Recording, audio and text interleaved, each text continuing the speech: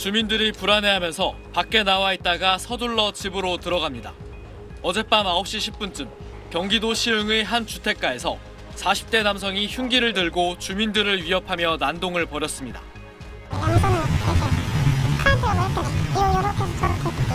다세대 주택 3층에서 거주하던 남성은 바깥 창문을 통해 아래층으로 내려와 이웃의 유리창까지 깨면서 침입을 시도했습니다.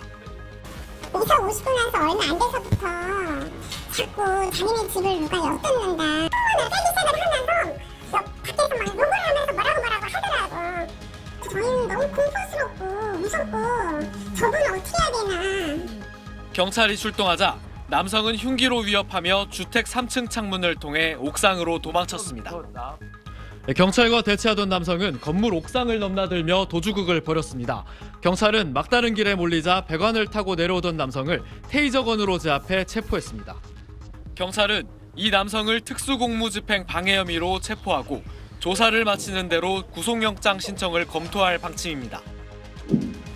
지난 5일 저녁 50대 남성 A씨가 부산 연제구의 한 술집에서 흉기 난동을 부리다 경찰에 붙잡혔습니다.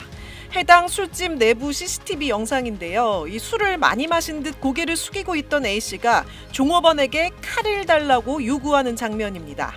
밤을 잘라 먹겠다는 이유에서였는데 종업원이 잘라주겠다고 하자 욕을 하며 칼을 뺏듯이 받아냈다고 전해졌습니다.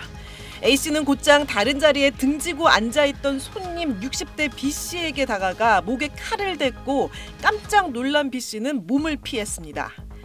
A씨는 다른 손님들에게도 다가가 위협을 가했고 술집 내부는 대피하는 손님들로 아수라장이 됐습니다. 이후 A씨는 신고를 받고 출동한 경찰에 붙잡혔습니다.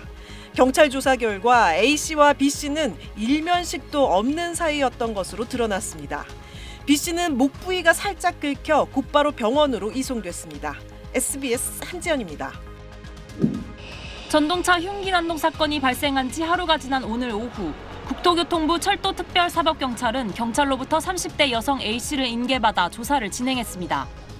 A씨는 어제 오후 6시쯤 죽전역으로 향하던 지하철 전동차 안에서 흉기를 휘둘러 승객 3명을 다치게 한 혐의를 받고 있습니다.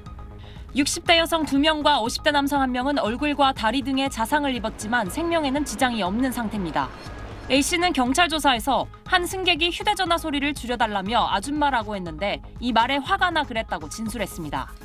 자기가 파악하고는 본인 죽이기 살았었다.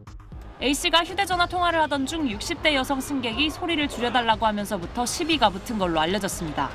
A씨는 또 몇 년 전부터 정신과 상담을 받으며 관련 약을 처방받아 복용하고 있다고 진술했습니다. 경찰은 A씨에게 특수상해 혐의를 적용해 구속영장을 신청할 예정입니다. 어제 오후 부산 서구의 한 골목길. 경찰차가 들어오더니 형사들이 차에서 내립니다.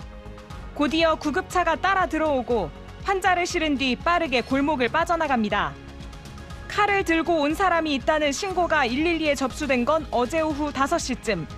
30대 A씨가 헤어진 전 여자친구 B씨 직장에 찾아와 다시 만나자고 요구하면서 말다툼이 벌어졌는데 다툼 도중 A씨가 흉기를 꺼내 B씨를 찌른 겁니다.